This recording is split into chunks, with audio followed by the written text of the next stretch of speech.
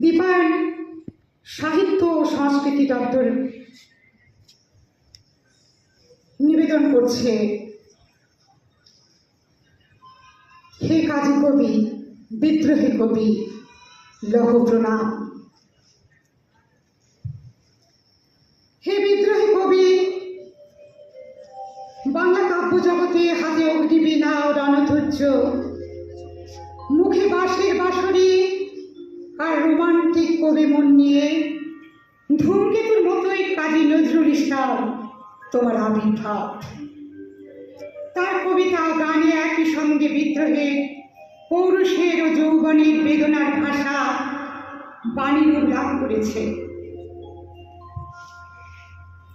কাজী নজরুল ইসলাম বাংলা সাহিত্যে বিদ্রোহী কবি নামে খ্যাত।